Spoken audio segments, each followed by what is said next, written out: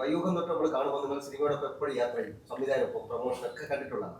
But ശരിക്കും ഒരു പ്രൊഡ്യൂസറുടെ tension അടുത്തനാട്ടിലൂടെ അനുഭവിച്ച് തുടങ്ങിയ ശേഷം കുറച്ചുകൂടി ആത്മാർത്ഥത കൂടിയിട്ടുണ്ട്. നേരത്തെ ഇല്ലെന്നല്ലേ പറയുന്നത്, ഇപ്പൊ കുറച്ചുകൂടി ഒപ്പം നിൽക്കണം. ഇല്ലില്ല, കുറച്ചുകൂടെ കൂടിയിട്ടില്ല. പ്രൊഡ്യൂസർ എന്നുള്ള നിലയിൽ ഞാനതിൻ്റെ ഒരു തസ്തികയായിട്ട് മാത്രമേ വെച്ചിട്ടുള്ളൂ. ഞാൻ എന്നെ എപ്പോഴും ഒരു ആക്ടറായിട്ടും ഒരു സാധാരണ മനുഷ്യനായിട്ട് തന്നെയാണ് കണക്കാക്കുന്നത്. അപ്പോൾ അത് കാരണം പ്രൊഡ്യൂസർ ആയതുകൊണ്ട് അന്നായതുകൊണ്ട് ഒരു പടം ഞാൻ ചെയ്തു. അപ്പോൾ അത് കാരണം മറ്റു ചില പ്രശ്നങ്ങളൊക്കെ നമുക്ക് മനസ്സിലായി കാണും. അതുവരെ മനസ്സിലാകാത്ത ചില പ്രശ്നങ്ങളൊക്കെ പ്രൊഡ്യൂസറെ മനസ്സിലായി കാണും. അതുകൊണ്ട് എന്നാൽ പിന്നെ ഇനിയിപ്പോൾ എല്ലാ പടത്തിലും ഞാൻ അങ്ങ് ഇറങ്ങുവാണ്, അങ്ങനെയുള്ള ഇതല്ല. പക്ഷെ ഇത് നമ്മുടെ ജോലിയുടെ ഭാഗമാണ്. ആക്ച്വലി നമ്മൾ പ്രൊമോഷന് പോവുക, സമയം കിട്ടുമ്പോൾ. അപ്പം ഒരിക്കലും നമ്മളിപ്പോൾ ഇപ്പം ആട് 3 എന്ന് പറഞ്ഞ പടത്തിന്റെ ഷെഡ്യൂൾ ബ്രേക്കായി. കാരണം ഭയങ്കര മഴയാണ് ഓൾ ഓവർ കേരള. ഇപ്പം അല്ല കേട്ടോ, ഷെഡ്യൂൾ ആയത് 2 ആഴ്ച മുമ്പാണ്. അപ്പം അന്ന് ഭയങ്കര മഴയായിരുന്നു. അത് കാരണമാണ് ഇപ്പം എനിക്ക് സമയം കിട്ടുന്നത്. അപ്പം ഇത് ദൈവത്തിന്റെ ഒരു അനുഗ്രഹമാണ്. വെച്ചാൽ ഇങ്ങനത്തെ ഒരു സമയത്ത് എനിക്ക് ഈ ടീമിന്റെ കൂടെ ഉണ്ടാകാൻ പറ്റുന്നത്. ആക്ച്വലി നമ്മളെല്ലാവരും ഒറ്റക്കെട്ടായിട്ട് നിന്നേ പറ്റുള്ളൂ, പ്രൊമോട്ട് ചെയ്തേ പറ്റുള്ളൂ. സോ അതിനെനിക്ക് സമയം കിട്ടി. അത് മഴ ചിലപ്പം ഒരു അനുഗ്രഹമായിട്ടൊന്നും ഒന്നായിരിക്കും. അല്ലെങ്കിൽ സാധാരണ നമുക്ക് സിനിമയ്ക്ക് മഴ ഒരു അനുഗ്രഹമല്ല. ഷൂട്ടിംഗ് ആണെങ്കിലും റിലീസ് സമയമാണെങ്കിലും ഒക്കെ മഴ നമുക്കൊരു പ്രശ്നം തന്നെയാണ്. പക്ഷേ എന്നെ സംബന്ധിച്ച് ഇപ്പം ഈ സമയത്ത് മഴ വന്നത് ചിലപ്പോൾ ഒരു അനുഗ്രഹമായിട്ടാണ് ഞാൻ എടുക്കുന്നത്. ഞാൻ എല്ലാ കാര്യങ്ങളും വളരെ ഓപ്റ്റിമിസ്റ്റിക് ആയിട്ട് എടുക്കുന്ന ഒരാളാണ്. അപ്പോൾ ഞാൻ ഇതിനു മുമ്പും ചേട്ടൻ അറിയാമല്ലോ, എനിക്ക് പറ്റാവുന്നതനുസരിച്ച് ഞാൻ പ്രൊമോഷന് വേണ്ടി പോകും. എൻ്റെ ഒരു പ്രശ്നമാണ്. ആ പ്രശ്നം പക്ഷേ ഞാൻ മറികടക്കാൻ ശ്രമിച്ചുകൊണ്ടിരിക്കുകയാണ്. എനിക്ക് ഈ ക്രൗഡിനെ ഫേസ് ചെയ്യുന്നത് ഭയങ്കര ഒരു ബുദ്ധിമുട്ടാണ്. എനിക്ക് അവിടെ ചെന്നിട്ട് എന്താ സംസാരിക്കേണ്ടതെന്ന് അറിയില്ല. ഒരു ചോദ്യോത്തര സെഷൻ ആണെങ്കിൽ ചോദ്യത്തിന് ഉത്തരം കൊടുക്കാം. പക്ഷെ നമ്മളിപ്പോൾ ഒരു കോളേജിലൊരു ഫംഗ്ഷന് പോകാമെന്ന് വിചാരിക്കുക, ഈ നമ്മുടെ പടത്തിൻ്റെ പ്രൊമോഷൻ പരമായിട്ട് നമ്മൾ പോവുകയാണെങ്കിൽ അവിടെ ചെന്നിട്ട് എനിക്കൊരു 2 വരിയിൽ പടത്തിനെ പറ്റി പറയാം, അതിനുശേഷം എന്ത് പറയും? അപ്പം അവിടുത്തെ സ്റ്റുഡൻസ് അല്ലെങ്കിൽ ബാക്കിയുള്ള ആൾക്കാർ വിചാരിക്കുന്നത് ഇനിയിപ്പം ഞാൻ അറക്കലവും കൂടെ ആണല്ലോ, അപ്പം എന്തെങ്കിലുമൊക്കെ കോമഡി പറയും. എനിക്ക് കോമഡി പറയാൻ അറിയില്ല. അപ്പം ഞാൻ വെറുതെ ഒരു കോമഡി ഉണ്ടാക്കി പറഞ്ഞിട്ട് വെറുതെ അത് അളിഞ്ഞു പോകുന്നതിനേക്കാൾ നല്ല ഞാൻ മിണ്ടാണ്ടിരിക്കുകയാണ്. അപ്പം ഇതൊക്കെ ബാക്ക് ഓഫ് ദ മൈൻഡ് കിടക്കും. അപ്പം അതുകൊണ്ടാണ് എനിക്ക് പേടി. ഇപ്പോൾ തിയേറ്റർ വിസിറ്റിന് പോയാലും എൻ്റെ പേടിയെന്ന് വെച്ചാൽ തിയേറ്റർ വിസിറ്റിന് പോയി കഴിഞ്ഞാൽ നമ്മൾ അവിടെ ചെന്നിട്ട് ഏറ്റവും അധികം എന്തായിരിക്കും പറയുന്നത്? ഒരു നമസ്കാരം പറയും. ഓക്കെ, അത് ഞാൻ പറയുന്നു. അതിനുശേഷം നമുക്ക് പരിചയമില്ലാത്ത ആൾക്കാരാണല്ലോ ഭൂരിഭാഗം. 1-2 പേര് ചിലപ്പോൾ നമുക്ക് പരിചയമുള്ള ആൾക്കാർ ആ തിയേറ്ററിൽ കാണുമായിരിക്കും. ഇവരോട് എല്ലാവരോടും അഡ്രസ്സ് ചെയ്യുമ്പോഴത്തേക്കും നിങ്ങൾക്ക് പടം ഇഷ്ടപ്പെട്ടായിരുന്നോ? ഇതെല്ലാം നമ്മൾ ചോദിക്കുന്നത്. അല്ലെങ്കിൽ കോൺഫിഡൻസോട് കൂടി നിങ്ങൾക്ക് എല്ലാവർക്കും പടം ഇഷ്ടപ്പെട്ടില്ലേ? ഇങ്ങനെ പറയാൻ പറ്റില്ല, ചോദിക്കാനേ പറ്റില്ല ഇഷ്ടപ്പെട്ടോ എന്ന്. അതിനകത്ത് ഒരാൾ പറയാണ് ഇല്ലടാ ഇഷ്ടപ്പെട്ടില്ല എന്ന് പറഞ്ഞാൽ തീർന്നു. ഇതിനിടയ്ക്ക് സംഭവിച്ചിട്ടില്ല എന്ന് വെച്ചാൽ എല്ലാവരും വളരെ മാന്യമായിട്ടാണ് പെരുമാറിയിരിക്കുന്നത്. ആ കാര്യത്തിലൊക്കെ നമ്മുടെ കേരളൈറ്റ്സ് ഭീകരന്മാരാണ്, അവരങ്ങനെ ഇൻസൾട്ടൊന്നും ചെയ്യില്ല. പക്ഷെ അങ്ങനെ സംഭവിച്ചാൽ തീർന്നില്ലേ? മറ്റേ ബലൂൺ കാറ്റ് വിട്ട് കഴിഞ്ഞാൽ പോകുന്ന പൂക്കില്ലേ, അതുപോലെ തിയേറ്ററിൽ നിന്ന് ഞാൻ പറഞ്ഞു പോകും. അപ്പൊ ഇതൊക്കെ ബാക്ക് ഓഫ് ദ മൈൻഡ് ഉണ്ട്. അപ്പൊ നിങ്ങൾ ചോദിക്കും എന്തിനാണ് ഇതൊക്കെ ചിന്തിക്കുന്നതെന്ന്. അപ്പൊ ചിന്തിക്കുന്നത് ചിന്ത ഇപ്പൊ തന്നെ വരുന്നതാണല്ലോ. അതിപ്പോ നമുക്ക് ചിന്തയെ നമുക്ക് ബ്ലോക്ക് ചെയ്യാൻ പറ്റില്ല, അല്ലെ? ഒരു സ്ഥലത്ത് പോകുന്നത് നമുക്ക് ഒഴിവാക്കാം, ചിന്തകൾ ഇങ്ങനെ വന്നുകൊണ്ടേയിരിക്കും. അപ്പൊ ഇതൊക്കെയാണ് ഈ സഭാകമ്പമുള്ള ആൾക്കാരുടെ പ്രശ്നം. അത് എനിക്ക് വളരെ നന്നായിട്ടുണ്ട്. പക്ഷെ ഇതെന്റെ ജോലിയാണ്, ഇതെന്റെ ജോലിയുടെ ഭാഗമാണെന്ന് ഞാൻ മനസ്സിലാക്കിക്കൊണ്ട്, ഞാനൊരു ആക്ടർ അല്ലായിരുന്നെങ്കിൽ ഞാൻ ഒരുപാട് ക്രൗഡിനെ ഫേസ് ചെയ്യേണ്ട അവസ്ഥകൾ വരില്ല. പിന്നെ ഏതെങ്കിലുമൊക്കെ ഫാമിലി ഫ്രണ്ട്സോ റിലേറ്റീവ്സിലെ കല്യാണം നടക്കുമ്പോഴത്തേക്ക് അവിടെ പോകുന്നതല്ലുണ്ട്. അവിടെ പിന്നെ എല്ലാവരുമായിട്ട് സംസാരിക്കണ്ടല്ലോ. ഇവിടെ ഇപ്പം മീഡിയയിൽ ഇത്രയും പേരുണ്ട്. എനിക്ക് ഇതിൻ്റെ അകത്ത് 90% ആൾക്കാരെയും വൈഫേസ് അറിയാം, 50% ആൾക്കാരുടെ പേരുകൾ അറിയാം. ഇവിടെ വരുമ്പോഴത്തേക്കും എല്ലാവരും ഞാൻ അക്നോളജ് ചെയ്യണമല്ലോ. ഇതൊരു വളരെ ബുദ്ധിമുട്ടാണ് അക്നോളജ് ചെയ്യാന്ന് പറഞ്ഞാൽ, അല്ലേ? ഇപ്പൊ നമ്മൾ സംസാരിച്ചുകൊണ്ടിരിക്കുകയാണ്, ഞാനിപ്പം വൈശാഖുമായിട്ട് സംസാരിച്ചുകൊണ്ടിരിക്കുകയാണ്. അപ്പോഴത്തേക്കും വേറെ അപ്പുറത്തുനിന്ന് ഇപ്പൊ ചേട്ടൻ വന്നു വിചാരിക്കുക. ചേട്ടൻ വന്നിട്ട് എന്തെങ്കിലും പറഞ്ഞാൽ ഞാനിവിടെ പറഞ്ഞു കഴിഞ്ഞിട്ടുമില്ല, പക്ഷെ ചേട്ടനെ ഞാൻ അക്നോളജ് ചെയ്യുകയും വേണം. അപ്പൊ ഞാൻ എന്താ ചെയ്യേണ്ടത്? ഞാൻ ഭയങ്കര ഡൈസി സിറ്റുവേഷനാണ്. അപ്പൊ പണ്ട് ഞാൻ കോൺവെന്റ് എഡ്യൂക്കേറ്റഡ് ആണ്. അവിടെ ഒരു ആനി പോളിനോട് ഒരു സിസ്റ്റർ ഉണ്ടായിരുന്നു. സിസ്റ്റർ ഭയങ്കര മിടുക്കിയായിരുന്നു കേട്ടോ. സിസ്റ്റർ ഒന്ന് ചെയ്തോണ്ടിരുന്നത്, സിസ്റ്റർ വരുമ്പോഴത്തേക്കും മലയാളി കുടുംബങ്ങളൊക്കെ അവിടെ താമസിക്കുന്നുണ്ടല്ലോ. അപ്പൊ ഈ ഈവനിങ് വാക്കിന് വേണ്ടി സിസ്റ്റർ ഇറങ്ങുന്ന സമയത്ത് എൻ്റെ അമ്മയച്ഛനും അതേപോലെ ബാക്കി മലയാളി ഫാമിലീസിലുള്ള അങ്കിളുമാരും ആൻറ്റിമാരൊക്കെ ഇറങ്ങുമായിരുന്നു. അപ്പൊ ആനിപ്പോൾ സിസ്റ്റർ കാണുമ്പോഴത്തേക്കും എൻ്റെ അച്ഛനെ കാണുമ്പോഴത്തേക്കും കുറുപ്പേ സുഖമായിട്ടിരിക്കുന്നു എന്ന് പറഞ്ഞ് ഷേക്ക് ഹാൻഡ് കൊടുക്കും. ആ സമയത്തായിരിക്കും വർഗീസങ്ങൾ അവിടെ നിന്ന് വരുന്നത്. അപ്പം രണ്ട് കൈ ഉണ്ടല്ലോ. അപ്പം ഒരു കയ്യിൽ കുടയുണ്ട് സിസ്റ്ററിന്റെ. സിസ്റ്റർ ഈ കുട എടുത്ത് കഷത്തി വെച്ചിട്ട് എൻ്റെ അച്ഛൻ്റെ കൈ പിടിക്കും, വർഗീസങ്ങളുടെ കൈ പിടിക്കും. മൂന്നാമത് പീറ്ററങ്ങൾ വരുമ്പോഴത്തേക്കും പിന്നെ കൈയില്ല. അപ്പൊ എന്തെന്ന് വെച്ചാൽ എൻ്റെ അച്ഛൻ്റെ കൈ ആയിരിക്കും അടുത്ത കഷത്തി എന്നിട്ട് പീറ്ററങ്ങളുടെ കൈ കൊടുക്കും, എന്നിട്ട് സംസാരിക്കുമായിരിക്കും. പക്ഷെ അതൊക്കെ ഒരു ടാലന്റാണ്. പക്ഷെ അത് എല്ലാവർക്കും നടക്കില്ല. അപ്പൊ എൻ്റെ ഏറ്റവും വലിയ പ്രശ്നം അതാണ്. ചേട്ടാ, ഇപ്പോൾ ഓരോ സിനിമ ഓരോ ആക്ടേഴ്സ് കാണുമ്പോൾ നമുക്ക് ഓരോ കാറ്റഗറി ഉണ്ട്. യൂത്ത് സ്റ്റാർ, ഫാമിലി മാൻ. ഇപ്പോൾ ചേട്ടൻ കാണുമ്പോൾ ഒരു ഫാമിലി മാൻ എന്നുള്ള ലെവലിലാണ് എല്ലാവരും കാണുന്നത്. നമ്മൾ കുടുംബത്തിൽ ഒരാൾക്ക് റിലേറ്റ് ചെയ്യാൻ പറ്റുന്ന കഥാപാത്രങ്ങൾ ചെയ്ത് ചിരിയാണ് ചിരി, സീരീസ് ആണ് സീരീസ്, അങ്ങനത്തെ കഥാപാത്രങ്ങൾ ഈസി ഹാൻഡിൽ ചെയ്യുന്ന ഒരാളാണ്. അപ്പോൾ സ്ക്രിപ്റ്റിങ്ങിൽ എപ്പോഴെങ്കിലും അല്ല സ്ക്രിപ്റ്റ് സെലക്ഷൻസ് വരുമ്പോൾ ഇനി എപ്പോഴും ശ്രദ്ധിച്ചിട്ടുണ്ടോ എനിക്ക് ഇങ്ങനെ ഒരു ബാരിയർ ബ്രേക്ക് ചെയ്യണം എന്നൊരു? ഉറപ്പായിട്ടും ചിന്തിച്ചുകൊണ്ടിരിക്കുകയാണ്. അതിന് കാരണമുണ്ട്. ഭരതനാട്യം അതിനൊരു കാരണമാണ്, പിന്നെ അഭിലാഷം അതിനൊരു കാരണമാണ്. ഈ ഫാമിലി മാൻ എന്ന് പറഞ്ഞില്ലേ, എനിക്ക് സംശയം ഈ ഫാമിലി മാൻ്റെ ഇമേജ് ഉള്ളതുകൊണ്ട്. ഈ ഫാമിലി എന്ന് പറയുമ്പോഴത്തേക്കും ഹോമാണല്ലോ. ഒരു ഫാമിലി എന്ന് പറയുമ്പോൾ ഹോമിൽ താമസിക്കുന്നത്, വീട്ടിൽ താമസിക്കുന്നത്. അപ്പോൾ ഒരു വീട്ടിൽ ഇരുന്ന് കാണാനേ ആഗ്രഹിക്കുന്നുള്ളൂ ഫാമിലി മാനെ. അപ്പം ഇത് എങ്ങനെയാണ് ഈ ഫാമിലി മാനെ തിയേറ്ററിലേക്ക്, ഇവരെ വീട്ടിൽ നിന്ന് പുറത്തിറക്കി തിയേറ്ററിലേക്ക് കൊണ്ടുവരട്ടെന്നുള്ളത് എനിക്ക് ഇപ്പോഴും മനസ്സിലായിട്ടില്ല. അപ്പം എനിക്ക് തോന്നുന്നു നമ്മളൊന്ന് മാറ്റി ചിന്തിക്കണം. ഇനിയിപ്പോൾ കുറച്ച് ഡാർക്ക് ഷെയ്ഡുള്ള കഥാപാത്രങ്ങൾ ചെയ്യണം. അങ്ങനെ 2-3 ഞാൻ കമ്മിറ്റ് ചെയ്തിട്ടുണ്ട്. നോക്കാം. റീസെന്റ് പടങ്ങളുടെ സക്സസ് ഒക്കെ നോക്കിക്കഴിഞ്ഞാൽ ലേറ്റ് ആയിട്ടാണ് സെലിബ്രേഷൻ പോയിന്റിലേക്ക് എത്തുന്നത്. അത്തരം ന്യൂസസ് ഒക്കെ, ഹാപ്പി ന്യൂസ് ഒക്കെ വരുന്നത് വളരെ അല്പം ലേറ്റ് ആയിട്ടാണ് സെലിബ്രേഷൻ ഹാപ്പനിങ്. എല്ലാ പടവും ഭയങ്കര കാര്യമായിട്ട് എല്ലാവരും അക്സെപ്റ്റ് ചെയ്തിട്ടുണ്ട്, ഇഷ്ടപ്പെട്ടിട്ടുണ്ട്. ഓൾസോ ഈച്ച് ആൻഡ് എവറി ഡീറ്റെയിലിനെ കുറിച്ച് എടുത്ത് പറയാം. ഇപ്പോൾ ഇതിലെ വിജയം കൂടി കണക്കാക്കുമ്പോൾ ആസ് ആൻ ആക്ടർ എങ്ങനെയാണ് ആ പോയിന്റ് ഓഫ് വ്യൂവിനെ എങ്ങനെ ഹാൻഡിൽ ചെയ്യുന്നത്? ഇപ്പം സ്റ്റാർട്ടിങ് ഫ്രം ഭരതനാട്യം അല്ലെങ്കിൽ പോട്ടെ, സ്റ്റാർട്ടിങ് ഫ്രം ജനമൈത്രി. ജനമൈത്രിയാണ് എൻ്റെ ഒരു 2ാം ഇന്നിങ്സിന്റെ ആദ്യമായിട്ട് ഞാൻ ഹീറോ ആയിട്ട് ചെയ്യുന്ന പടം. ജനമൈത്രി ഇതേപോലെ ഒരു നല്ല മഴക്കാലത്ത് ജൂലൈയിൽ റിലീസായത്, ജൂലൈ 19 ഭയങ്കര മഴയായിരുന്നു. അപ്പം ആള് ഇതുപോലെ ഫ്രൈഡേ ഫിലിംസിന്റെ ആയിരുന്നു ആ പടം. അപ്പം ഫ്രൈഡേ ഫിലിംസിന്റെ ബാനറിനൊരു വെയിറ്റേജ് ഉണ്ടല്ലോ, അത് വെച്ചിട്ട് കുറച്ച് ആൾക്കാർ കയറി, അവർക്കൊക്കെ ഭയങ്കരമായിട്ട് ഇഷ്ടപ്പെട്ടു. റെസ്പോൺസ് ഭയങ്കരമായിട്ട് വരാൻ തുടങ്ങി. പക്ഷെ സിനിമ അങ്ങനെ തിയേറ്ററിൽ വർക്കായില്ല. പിന്നെ ഇത് OTT-യിൽ വരുവാണ്. OTT-യിൽ ഗംഭീരമായിട്ട് ഇത് വർക്കായി. അപ്പം അത് കഴിഞ്ഞ് ഗുണ്ടജൻ വരുന്നു. ഗുണ്ടജൻ അഗെയിൻ ഫാമിലി മൂവിയാണ്. ഞാൻ ഫാമിലി മാനായിട്ട് അഭിനയിക്കുന്നു. അത് തിയേറ്ററിൽ അത്യാവശ്യം റൺ കിട്ടി. ജാനകിക്ക് അത്യാവശ്യം റൺ കിട്ടി. ഭരതനാട്യം ഈ പറഞ്ഞ പോലെ തിയേറ്ററിൽ റെസ്പോൺസ് നല്ല വന്നെങ്കിലും വർക്കായില്ല. അഭിലാഷത്തിന് പക്ഷേ തിയേറ്ററിൽ വർക്കായി കുറച്ചൊക്കെ. അത് അതിനുശേഷം ഇതിലും OTT-യിലും ഭയങ്കരമായിട്ട് വർക്കായി. എനിക്ക് തിയേറ്ററിൽ ഇപ്പം കളക്ഷൻ ഒരുപാട് വന്നില്ലെങ്കിലും എൻ്റെ പടങ്ങൾക്ക് ഒരു നല്ല റെസ്പോൺസ് വരുന്ന ആ ഒരു ഹാപ്പിനെസ് ആണ് എന്നെ ഡ്രൈവ് ചെയ്യുന്നത്. ഓക്കെ, ഇപ്പം ഞാൻ പ്രൊട്ടാഗണിസ്റ്റ് ആയിട്ട് അഭിനയിക്കുന്ന പടങ്ങളുടെ കാര്യം ഞാൻ പറയണത്. ആ സിനിമകളൊക്കെ ആൾക്കാര് എന്ത് പൂറപ്പടം ചെയ്തത് അങ്ങനെ പറയിക്കല്ലേ. അതാണ് എപ്പോഴും ബാക്ക് ഓഫ് ദ മൈൻഡ്. ഒരു സംവിധായകനോ റൈറ്ററോ എന്നോട് കഥ പറയാൻ വേണ്ടി വരുമ്പോഴത്തേക്കും ഞാൻ അങ്ങനെയാണ് സെലക്ട് ചെയ്യുന്നത്. അതായത് ആൾക്കാർ കണ്ടാല് കണ്ടിരിക്കാം, അത് മതി. ഇപ്പം ഭയങ്കര ബ്രില്യൻ സബ്ജക്ട്സ് എന്നിലേക്ക് വരാത്തത് കൊണ്ടായിരിക്കും, അല്ലെങ്കിൽ എൻ്റെ സമയം ചിലപ്പോൾ തെളിഞ്ഞു കാണില്ല അങ്ങനത്തെ ഒരു സബ്ജക്ട് വന്നിട്ട് എനിക്കത് ചെയ്യാൻ പറ്റാത്തത്. ഞാൻ വരുന്ന സബ്ജക്റ്റിൽ നിന്ന് ഫിൽട്ടർ ചെയ്താണ് ഞാൻ ചെയ്യുന്നത്. അതെനിക്കിപ്പോൾ ചെയ്യാൻ പറ്റുള്ളൂ. മിക്കവാറും ഡെബ്യൂട്ടൻസ്, ഇപ്പം ഫെബിയെ പോലത്തുള്ള ഡെബ്യൂട്ടൻസ് ആണ് എന്നെ അപ്രോച്ച് ചെയ്യുന്നത്. എനിക്ക് ചാൻസ് ചോദിക്കാൻ പറ്റുന്നത് ഇവിടുത്തെ ഓൾറെഡി ഒരു പടമെങ്കിലും ചെയ്ത ആൾക്കാരെയാണ്, അവരോട് എനിക്ക് ചാൻസ് ചോദിക്കാൻ പറ്റുന്നത്. പക്ഷെ എന്നെ പ്രിഫർ ചെയ്യുന്നത്, എന്നെ പ്രൊട്ടഗണിസ്റ്റായിട്ട് കാസ്റ്റ് ചെയ്യുന്നതൊക്കെ പുതുമുഖങ്ങളാണ്. ഈ പുതുമുഖങ്ങളൊന്നും എനിക്ക് പരിചയമില്ല. ഇവരെനിക്ക് വാട്സാപ്പിൽ മെസ്സേജ് ചെയ്യോ അല്ലെങ്കിൽ എന്നെ വിളിക്കുമ്പോഴാണ് ഞാൻ ഇവരെ ആദ്യമായിട്ട് പരിചയപ്പെടുന്നത്. അപ്പോൾ ഇവരൊരു സിനിമ ചെയ്യാൻ പോകണമെന്നുള്ളത് എനിക്കറിയില്ല. ഇവരുടെ കയ്യിൽ ഒരു നല്ല സബ്ജക്റ്റ് ഉണ്ടെന്ന് ഞാൻ അറിഞ്ഞാൽ ഉറപ്പായിട്ട് ഞാൻ അവർക്ക് ചാൻസ് ചോദിക്കും. ബിക്കോസ് എനിക്കും ഇവിടെ നിറഞ്ഞ സദസ്സിൽ ഓടുന്ന പടത്തിൽ പ്രൊട്ടാഗണിസ്റ്റായിട്ട് അഭിനയിക്കാൻ എനിക്കും ആഗ്രഹമുണ്ട്. Everything said. ഞാൻ പാരലായിട്ട് ഈ പറഞ്ഞ പോലെ എനിക്ക് സപ്പോർട്ടിംഗ് റോൾ ചെയ്യാനും ഭയങ്കര ആഗ്രഹമാണ്. അതായത് ഞാൻ ഭൂരിഭാഗം പടത്തിൽ ഞാൻ സപ്പോർട്ടിംഗ് റോൾ ചെയ്തിരിക്കുന്നത്. പക്ഷെ ഇപ്പോഴും എൻ്റെ ആ കൊതി ഇതുവരെയായിട്ട് മാറിയിട്ടില്ല. പക്ഷെ ഇപ്പോഴത്തെ അവസ്ഥ എന്ന് വെച്ചാൽ ഞാൻ ലീഡ് റോൾസ് ചെയ്യുന്നതുകൊണ്ടാണോ, എനിക്കിപ്പോൾ ഡേറ്റില്ലെന്ന് ഓർത്തിട്ടാണോ, എനിക്ക് ഓഫേഴ്സ് വരൽ കുറവാണ്.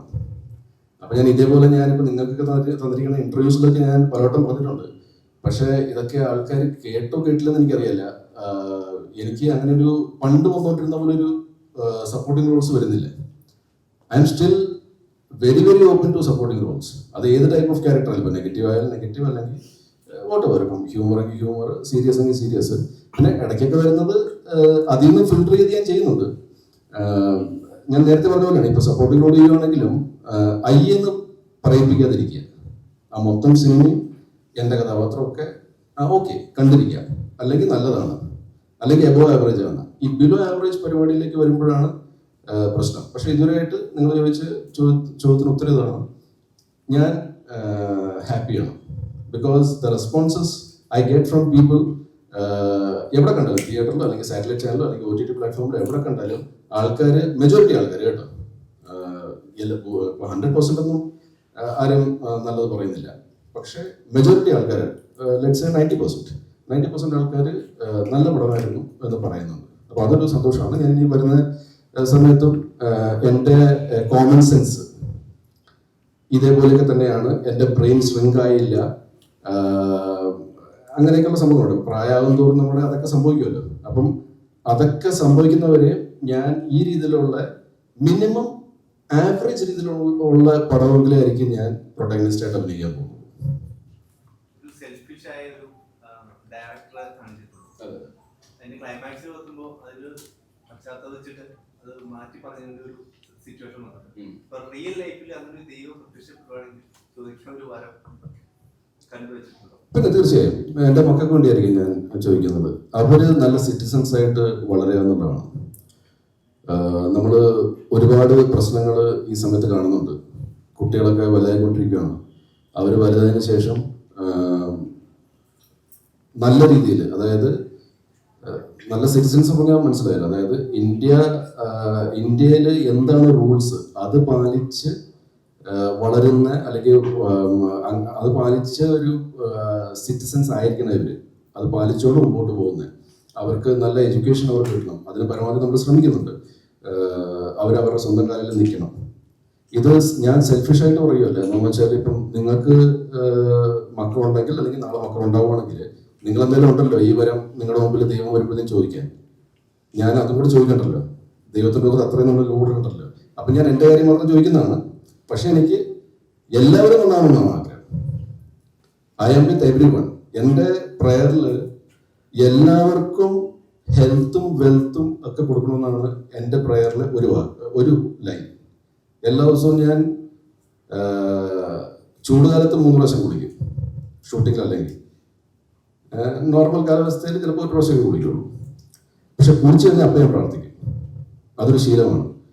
അപ്പൊ എനിക്ക് കറക്റ്റായിട്ടൊരു ലൈൻസ് ഉണ്ട്. ഈ 10 ലൈൻ ഞാൻ എല്ലാ ദിവസവും പറയും. അതിലൊന്ന്, എല്ലാവർക്കും, അതിൻ്റെ ശത്രു ആയാൽ തന്നെ അവർക്കും ഹെൽത്തും വെൽത്തൊക്കെ ദൈവമേ കൊടുക്കണമെന്നാണ് എൻ്റെ പ്രാർത്ഥന. ചേട്ടാ, ഇപ്പം അതിന് ചോദിക്കുകയാണ്, ഇപ്പം ഇപ്പോഴത്തെ ഒരു കാലഘട്ടം എന്ന് പറഞ്ഞാൽ വളരെ ഇൻഫ്ലുവൻസിങ് ആയിട്ടൊരു കാലഘട്ടമാണ്. അതായത് ഇപ്പം പണ്ട് മൊബൈലൊക്കെ എന്ന് പറഞ്ഞാൽ, നമ്മുടെ ഒരു കാലഘട്ടത്തിൽ മൊബൈൽ എന്ന് പറഞ്ഞാൽ ആക്സസ് ചെയ്യാൻ പോലും കണ്ടിട്ട് ഇന്റർനെറ്റ് ഒന്നും ആക്റ്റീവ് അല്ലാത്തൊരു കാലത്ത് നമ്മൾക്ക് വന്നത്. പക്ഷേ ഇന്നത്തെ ഒരു കാലത്ത് ഇതില്ലാതെ ജീവിക്കാൻ പറ്റത്തില്ല. അങ്ങനത്തെ ഒരു സിറ്റുവേഷനിലാണ്. ഇപ്പോൾ കഴിഞ്ഞിടെ തന്നെ എന്നെ ഞെട്ടിച്ചൊരു വാർത്തയാണ്, 9 വയസ്സുള്ളൊരു കുഞ്ഞ് തൂങ്ങി മരിച്ചത്. ശരിക്കും പറഞ്ഞാൽ ഇപ്പോൾ ഈ സിനിമയായാലും എല്ലാം പെട്ടെന്ന് ഇൻഫ്ലുവൻസ് ചെയ്യും. ഇപ്പോൾ നമ്മൾ ആക്സസ് ചെയ്ത് കൊടുക്കുകയാണ്, ഇങ്ങനെയും ചെയ്യാം, ഇങ്ങനെ ഉണ്ട്. അപ്പം നമ്മൾ ചെയ്യുന്നത് അതിൻ്റെ ഒരു ക്രിയേറ്റീവ് ആർട്ടാണ്. ഇത് ഇൻഫ്ലുവൻസ് ചെയ്യാനോ അല്ലെങ്കിൽ കണ്ട് ചെയ്യുക എന്നുള്ളതുകൊണ്ടല്ല. പക്ഷേ ഇത് പലപ്പോഴും സൊസൈറ്റി ചെന്നെത്തുന്ന മെസ്സേജുകൾ റോങ് ആയിട്ടാണ്. പക്ഷെ നല്ല സിനിമകളും ആ സമയത്ത് വരുന്നുണ്ട്, നല്ല മെസ്സേജുകൾ കൊടുക്കുന്ന സിനിമ. ഇപ്പം ഈ സിനിമ അതുപോലത്തെ ഒരു സിനിമയാണ്. അപ്പോൾ ഇത് എത്രത്തോളം നെഗറ്റീവായിട്ട് സൊസൈറ്റി ഇമ്പാക്ട് ചെയ്യുന്നുണ്ടെന്ന് ചേട്ടൻ ഇപ്പോഴും ഏതെങ്കിലും പോയിന്റ് തോന്നിയിട്ടുണ്ടോ? സൊസൈറ്റി ഡെഫിനറ്റ്ലി ഇമ്പാക്ട് ചെയ്യുന്നുണ്ട്. അത് ഇപ്പോൾ നമ്മൾ രക്ഷകർത്താക്കൾ എന്നുള്ള രീതിയിൽ നമ്മുടെ കുട്ടികൾ മെച്ചുവേർഡ് ആകുന്നവരെ അവരെ ഈ കാര്യങ്ങളിൽ കൂടുതൽ എക്സ്പോഷർ കൊടുക്കാണ്ടിരിക്കുക എന്നുള്ളതാണ്. അതിൻ്റെ അകത്ത് ഒരു പങ്ക് നമ്മൾ വഹിക്കുന്നുണ്ട്. അതായത് കുട്ടികളുടെ മുമ്പിൽ, കുട്ടികൾക്ക് നമ്മൾ മൊബൈൽ കളിക്കാൻ കൊടുക്കുന്നില്ല, പക്ഷെ കുട്ടികളുടെ മുമ്പിൽ നമ്മളെപ്പോഴും ഇത് കുത്തിച്ചുകൊണ്ട് തെന്നിച്ചുകൊണ്ടിരിക്കുകയാണ്. ഞാനിത് ചെയ്യുന്നതാണ് കേട്ടോ. എൻ്റെ ഭാര്യ പറഞ്ഞെന്ന കാര്യമാണ് ഞാനിപ്പോൾ പറയുന്നത്. എൻ്റെ ഭാര്യയ്ക്ക് കുറച്ചുകൂടെ she's much more matured than me. പെണ്ണുങ്ങൾ അങ്ങനെയാണല്ലോ. ഇപ്പം റിട്ടൺ ആൻഡ് ഡയറക്റ്റഡ് ബൈ ഗോഡിലെ എൻ്റെ ഭാര്യയുടെ കാര്യം നിങ്ങൾക്ക് അറിയില്ലേ. ഞാൻ ചിന്തിക്കുന്നത് ഞാൻ നന്നാവാൻ വേണ്ടിയാണ്. പക്ഷെ എൻ്റെ ഭാര്യ ആദ്യമേ ചിന്തിച്ചിരുന്നത്, ദൈവത്തിനോട് പ്രാർത്ഥിച്ചുകൊണ്ടിരുന്നത് മകൾ സംസാരിക്കണം എന്നുള്ളതാണ്.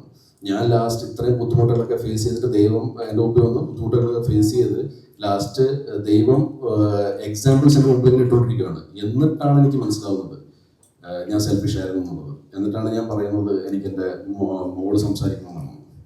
അപ്പം അത് പറഞ്ഞ പോലെ നമ്മൾ ഈ ഗാഡ്ജറ്റ്സ് പിള്ളേരുടെ മുമ്പിൽ യൂസ് ചെയ്യാണ്ടിരിക്കുക, ആവശ്യത്തിന് മാത്രമേ. ഒരു കോൾ വരികയാണെങ്കിൽ നമുക്ക് സംസാരിക്കാം, അത് മണിക്കൂറുകളോളം സംസാരിക്കല്ലേ. സോഷ്യൽ മീഡിയ യൂസ് ചെയ്യുന്ന ആൾക്കാർ അതിൽ തന്നെ തെന്നിച്ചുകൊണ്ടിരുന്നാൽ ഡെഫിനറ്റ്ലി അവർക്കും തോന്നും അച്ഛനും അമ്മയും ചെയ്യുന്നുണ്ടല്ലോ, പിന്നെ നമുക്ക് എന്താണ് അത് തെന്നിച്ചുകൊണ്ടിരുന്നാൽ. സോ നമ്മൾ തന്നെ അത് ശീലിച്ചു തുടങ്ങണം. സോ ഞാനിപ്പോൾ കുറച്ച് കൺട്രോളാണ്. ഇപ്പം താങ്കൾ പറഞ്ഞ ഇങ്ങനത്തെയുള്ള പല കേസസും ഞാനും വായിക്കുന്നുണ്ട്, കേൾക്കുന്നുണ്ട്. അപ്പം അറ്റ്ലീസ്റ്റ് വീട്ടിൽ പിള്ളേരോടെങ്കിലും നമ്മളത് അങ്ങനെ സംഭവിക്കാതിരിക്കട്ടെ, അതിനുവേണ്ടി നമുക്ക് എന്തൊക്കെ പ്രിക്കോഷൻസ് എടുക്കാൻ പറ്റുമോ അതൊക്കെ ഞാൻ എടുക്കുന്നുണ്ട്. ഈ ഇതില് ദൈവത്തിനൊരു പ്രത്യേക കോസ്റ്റ്യൂമാണ് കൊടുത്തിരിക്കുന്നത്. സാധാരണ ഇപ്പൊ ദൈവം എന്ന് പറയുമ്പോൾ നമ്മൾ വെള്ളയായിട്ടുള്ള കാണാറുണ്ടല്ലോ. അപ്പൊ ഇത് വിവാദങ്ങളെ പേടിച്ചിട്ടാണോ ഇങ്ങനെ ഒരു സംഭവം കൊടുത്തിരിക്കുന്നത്? ഞാൻ ഉത്തരവാദിയല്ല ഇതിന്.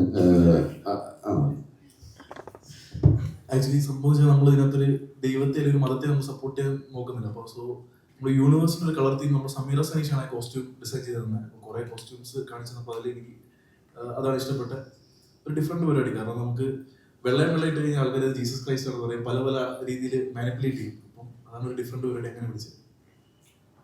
Thank you.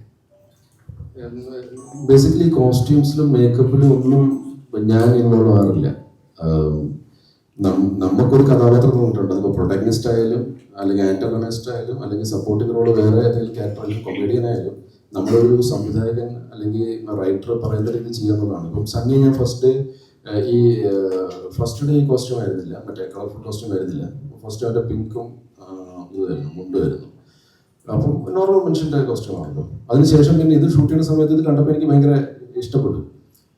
പക്ഷേ ഇപ്പം താങ്കൾ ചോദിച്ച പോലെ ആ ചോദ്യം എൻ്റെ മനസ്സിൽ വന്നില്ല, എന്തുകൊണ്ടായിരിക്കുമെന്ന്. പക്ഷെ സിനിമ കണ്ടു കഴിഞ്ഞപ്പോഴത്തേക്കും ഇപ്പം ഫെബി പറഞ്ഞ പോലെ തന്നെ നമുക്കൊരു കാര്യം മനസ്സിലായി, നമ്മൾ മതം പറയുന്നില്ല ഇവിടെ. പക്ഷെ ഇപ്പൊ എൻ്റെ കഥാപാത്രം ഒരു ക്രിസ്ത്യൻ റിലിജൻ വിശ്വാസിയാണ്, അങ്ങനെ കാണിച്ചിട്ടുണ്ട്. പക്ഷെ ദൈവം ഏത് മതത്തിലാണ്? ദൈവം നമ്മൾ പണ്ടുതൊട്ടേ പറഞ്ഞ് ഇപ്പൊ നമ്മുടെ വീട്ടുകാരൊക്കെ പറഞ്ഞു തന്നിരിക്കുന്ന ദൈവം ഒന്നേ ഉള്ളൂ. പക്ഷെ നമ്മൾ നമ്മുടെ റിലിജൻ അനുസരിച്ച് നമ്മൾ ഓരോ ദൈവത്തിനൊരു രൂപങ്ങൾ കൊടുത്തിട്ടുണ്ട്. രൂപം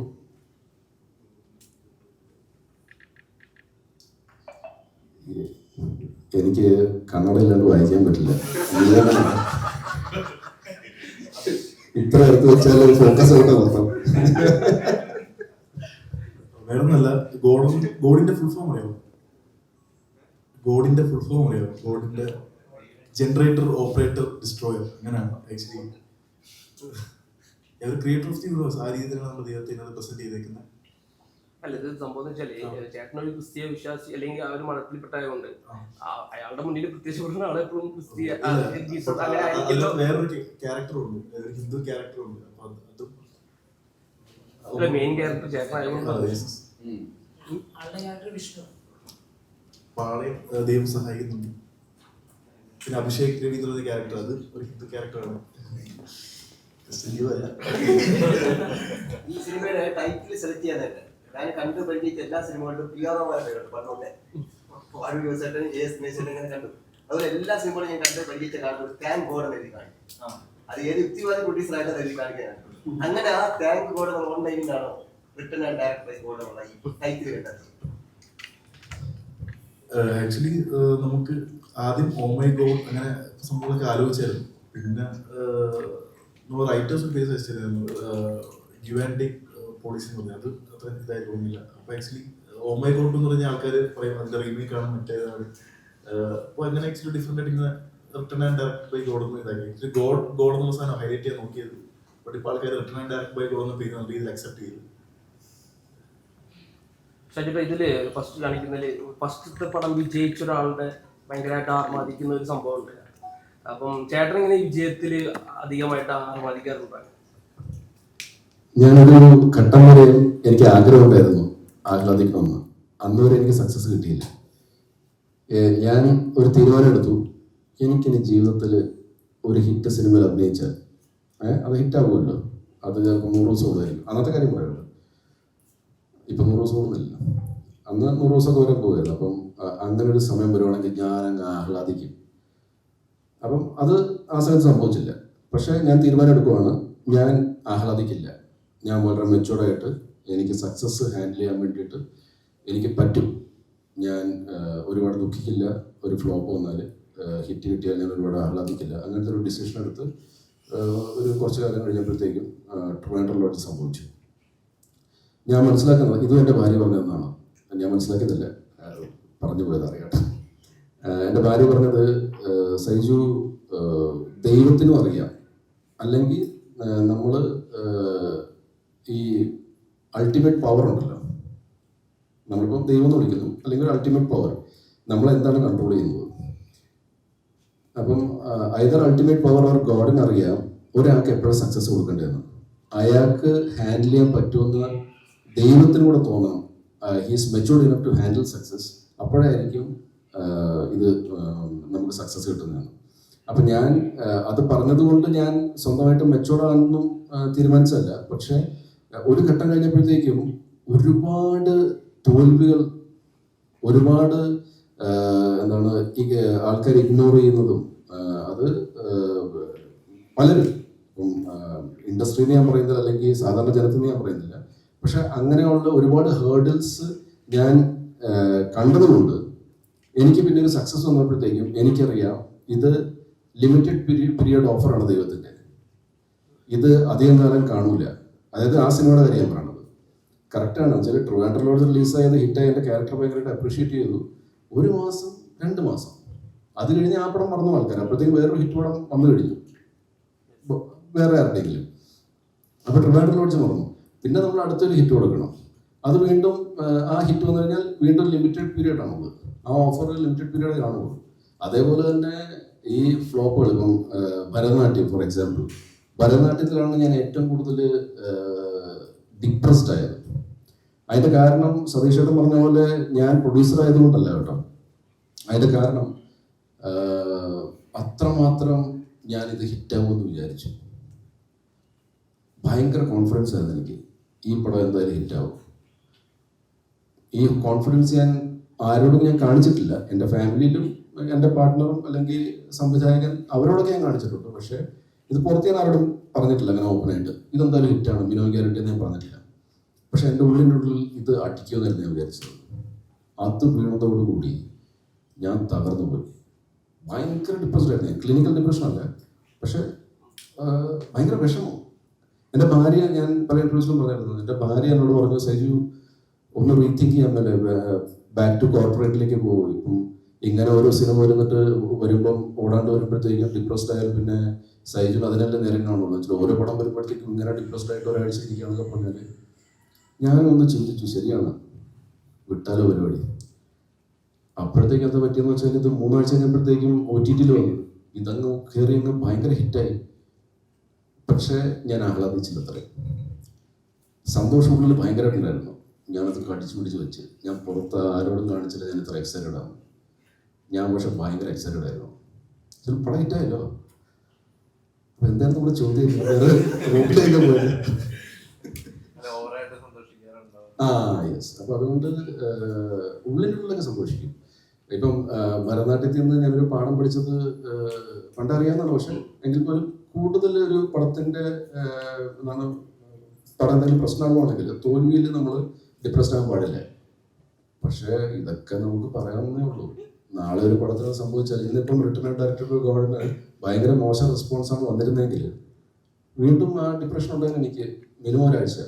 പക്ഷേ ഇതിപ്പോൾ സംഭവിച്ചില്ല, ദൈവാനുഗ്രഹം. നല്ല റിപ്പോർട്ട്സാണ് വരുന്നത്. അതുകൊണ്ട് നമ്മൾ ഹാപ്പിയാണ്. നാളെ ഏതെങ്കിലും ഒരു പടത്തിന് അങ്ങനെ സംഭവിച്ചാൽ ഡെഫിനറ്റ്ലി ഡിപ്രസ്ഡ് ആയിരിക്കും. അപ്പോൾ ആ സമയത്ത് എന്നെ വിളിച്ച് ഞാൻ ഫോൺ എടുക്കില്ല.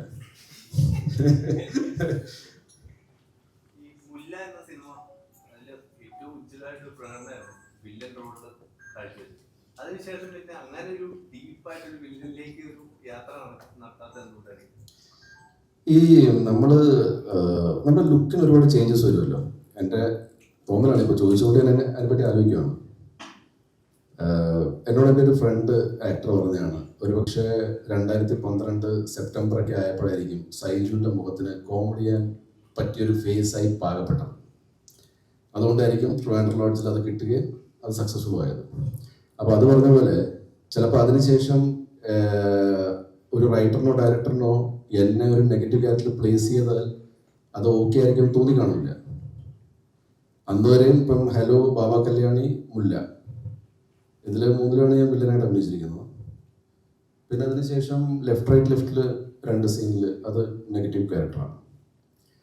പിന്നെ അങ്ങനെ ഒരു ഭീകര നെഗറ്റീവ് എനിക്ക് കിട്ടിയിട്ടുമില്ല, കിട്ടാത്തത് കൊണ്ട് ഞാൻ ചെയ്തിട്ടുമില്ല. അപ്പം ഒരുപക്ഷെ ആ സമയമൊക്കെ ആയിരിക്കും എൻ്റെ കറക്റ്റ് നെഗറ്റീവ് ക്യാരക്ടർ ചെയ്യാം. അപ്പം നെഗറ്റീവ് ക്യാരക്ടർ ചെയ്യാൻ പറ്റിയൊരു ഫേസ് അങ്ങനെ പ്രത്യേകിച്ച് ഫേസ് ഒന്നും ഇല്ലല്ലോ. സുന്ദരന്മാർക്കും ചെയ്യാം, സുന്ദരന്മാരല്ലാത്തവർക്കും ചെയ്യാം. അബു ആക്ച്വലി നെഗറ്റീവ് അല്ലല്ലോ, അബു കുറച്ച് ഓമനത്തുള്ള ഒരു ക്യാരക്ടർ അല്ലേ, അങ്ങനെ തോന്നുന്നു.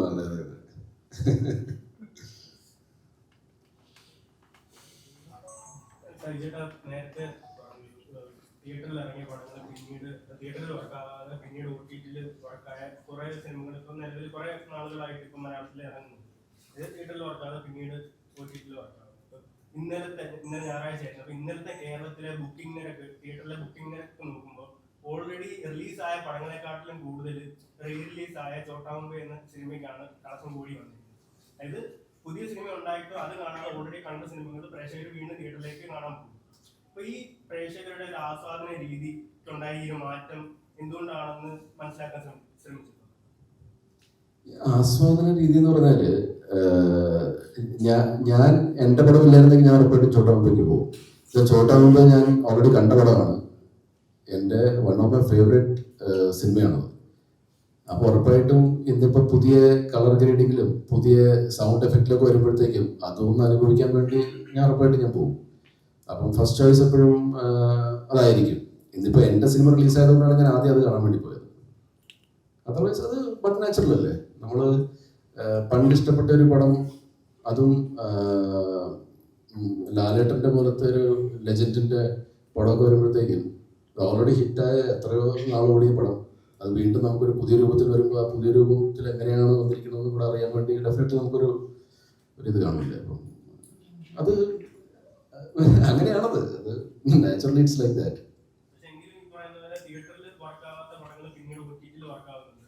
പിന്നെ ഒരുപാട് എക്സ്പെക്ട് ചെയ്ത സിനിമകൾ തിയേറ്ററിൽ വർക്കാതെ പോകുന്നുണ്ട്. അപ്പം ഓഡിയൻസ് ഓൾറെഡി ഇപ്പോൾ ഒരു കൺഫ്യൂസ്ഡ് ആണ്, ഏത് സിനിമ പോയി കാണണം, അല്ലെങ്കിൽ തിയേറ്ററിൽ സെലിബ്രേറ്റ് ചെയ്യുന്ന തരത്തിലുള്ള സിനിമ.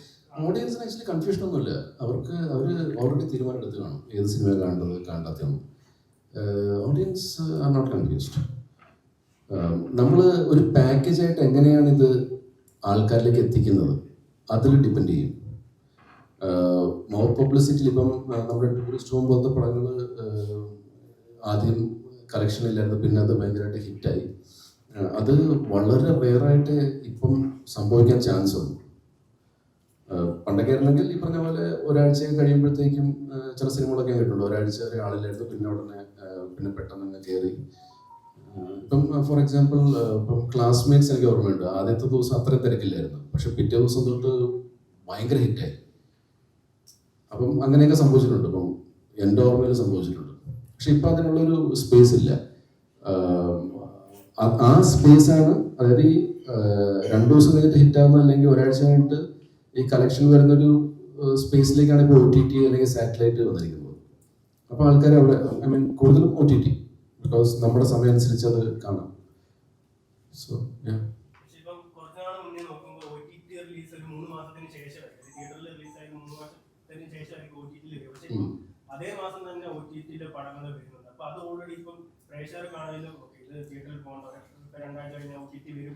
ആ ഒരു പെർസ്പെക്റ്റീവിലേക്ക് ഇപ്പോൾ ഓഡിയൻസ് മാറിയതായിട്ട് തോന്നുന്നു. മുന്നിതിപ്പോൾ എന്ത് ചെയ്യാൻ പറ്റും, വരുന്നുണ്ട്, നമ്മുടെ കയ്യിലല്ലോ ഇത് അല്ലേ. ഇപ്പം ഞാനൊരു ആക്ടറാണ്, ഇപ്പം ഞാൻ ഒരു പടം പ്രൊഡ്യൂസ് ചെയ്തു, പ്രൊഡ്യൂസർ എന്നുള്ള പേരേ ഉള്ളൂ. അതിൻ്റെ അകത്ത് പ്രൊഡക്ഷനിൽ എന്ത് ഇടണമെന്നുള്ളത് എനിക്ക് വലിയ വ്യക്തമൊന്നുമില്ല. എത്ര രൂപ ആയെന്നൊക്കെ ഉള്ളത് അറിയാം, അല്ലാണ്ട് ഞാൻ ആസ് എ പ്രൊഡ്യൂസർ ഞാൻ ഒരു സാധനം, ഒരു പിന്ന് മേടിക്കാൻ വേണ്ടി ഞാൻ പോയി അത് കുറച്ച് വിലയ്ക്ക് മേടിച്ചോണ്ട് അങ്ങനെ ഉണ്ടായിട്ടില്ല. നമുക്കൊരു ടീം ഉണ്ടായിരുന്നു, അവരൊന്നും ചെയ്തോണ്ടിരുന്നത്. ഞാൻ എൻ്റെ അഭിനയത്തിലായിരുന്നു കോൺസെൻട്രേറ്റ് ചെയ്തോണ്ടിരുന്നത്. അപ്പം ഇങ്ങനെയൊക്കെ ഇവിടെ സംഭവിക്കുന്നപ്പോൾ എന്ത് ചെയ്യാൻ പറ്റും അല്ലേ? അത്രേ നമുക്ക് നടക്കുള്ളൂ അല്ലേ? വൈശാഖ്, അപ്പം ഈ കോമഡി റോളൊക്കെ മാറിയിട്ട് ഭയങ്കര സീരിയസ് ആയിട്ട് ഭയങ്കര ഇമോഷണൽ രംഗങ്ങളൊക്കെ ഇതിനകത്ത് എങ്ങനെ ഉണ്ടായിരുന്നു ഇമോഷണൽ രംഗങ്ങളൊക്കെ ചെയ്യുമ്പോൾ? എനിക്ക് അങ്ങനത്തെ റോൾസാണ് കുറച്ചുകൂടി ഇഷ്ടം. കുറച്ച് സീരിയസ് പരിപാടികൾ കോമഡി ഇഷ്ടമല്ല, കോമഡി ഞാൻ കുറച്ചുകൂടി പാടാൻ തോന്നുന്നു. എനിക്ക് വളരെ നല്ല എക്സ്പീരിയൻസ് ആണ്. കാരണം ഒരു സ്റ്റോറി എൻ്റെ അടുത്ത് നരേറ്റ് ചെയ്യുമ്പോൾ തന്നെ എനിക്ക് ആ ക്യാരക്ടർ ഭയങ്കരമായിട്ട് കിട്ടുന്നുണ്ടായിരുന്നു. ആ ക്യാരക്ടർ കടന്നു പോകുന്നൊരു പരിപാടി എനിക്ക് കിട്ടുന്നുണ്ടായിരുന്നു. അപ്പോൾ അത് തന്നെയാണ് മെയിൻലി അത് ചെയ്യാനുള്ളൊരു ഇത് എന്ന് പറഞ്ഞാൽ. എൻ്റെ ഏകദേശം എൻ്റെ ഏജല്ല, എന്നെ കുറച്ചുകൂടി എൻ്റെ അനിയൻ്റെ ഒക്കെ ഏജുള്ളൊരു ക്യാരക്ടറായിരിക്കും ഈ സിനിമയിലുള്ളത്. അപ്പോൾ ആ പ്രായത്തിൽ കുറേ പേരിൽ സംഭവിക്കുന്ന കുറേ കാര്യങ്ങളൊക്കെ തന്നെയാണ് ആ ഒരു ക്യാരക്ടറിനുള്ളത്. പക്ഷേ ഒരുപാട് നമ്മുടെ ഉള്ളിൽ നന്മകളുണ്ട്. പക്ഷേ പ്രായത്തിൻ്റെ ആ ടൈമിൽ എന്തെങ്കിലും പ്രശ്നങ്ങൾ ഉണ്ടാകുമ്പോൾ എന്തെങ്കിലും വഴിക്ക് പോകുന്ന ചെറിയ കാര്യങ്ങളാണ് ഇതൊക്കെ. പക്ഷേ നമ്മൾക്ക് ഒരുപാട് നന്മകളും എല്ലാം ഉള്ള ഒരാൾ തന്നെയാണ്.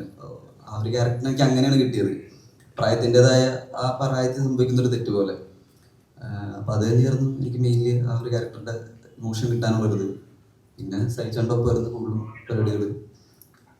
അപ്പം അത് വലിയൊരു ഇതായിരുന്നു. പുള്ളിയുടെ ഒപ്പം ഉള്ള കോമ്പിനേഷൻ സീൻസൊക്കെ എനിക്ക് ഭയങ്കര രസമായിരുന്നു.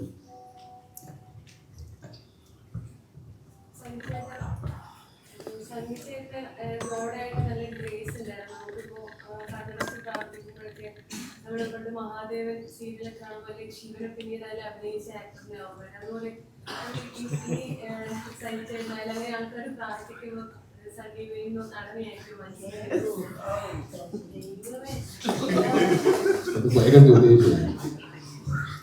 എനിക്കറിയില്ല ആൾക്കാർ ഈ സണ്ണിയുടെ രൂപം പൂജാമുറിൽ വെച്ച് പ്രാർത്ഥിക്കുന്നറിയില്ല. എൻ്റെ പിന്നെ നല്ല സുഹൃത്താണ് സണ്ണി. അപ്പോൾ അത് കാരണം ദൈവമായിട്ട് ഞാൻ കണക്കാക്കിയിട്ടില്ല. അതുകൊണ്ട് എൻ്റെ മനസ്സിലെന്തായാലും സണ്ണി ഞാൻ പ്രാർത്ഥിക്കുന്ന സമയത്ത് സണ്ണിക്ക് വേണ്ടി പ്രാർത്ഥിക്കാം, അല്ലാണ്ട് സണ്ണിയോട് ഞാൻ പ്രാർത്ഥിക്കാൻ പോകുന്നില്ല. എനിക്കറിയില്ല.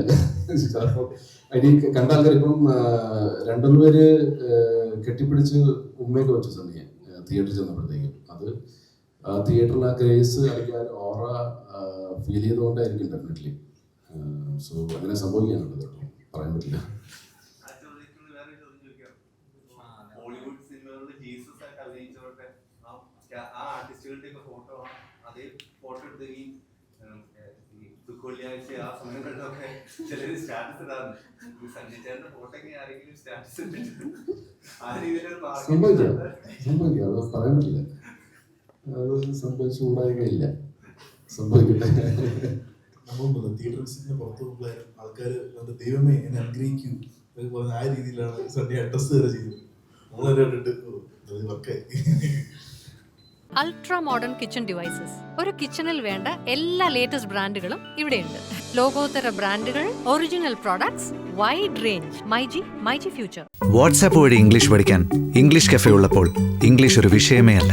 English cafe, we present you the perfect English. WhatsApp now 9633 888 575.